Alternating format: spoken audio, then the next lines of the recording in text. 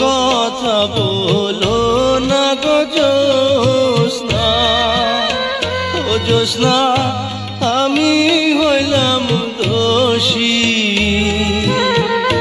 সুখের আশা দিয়া গো তোমায় করলাম বনবাসী গো জ্যোৎস্না, করলাম বনবাসী।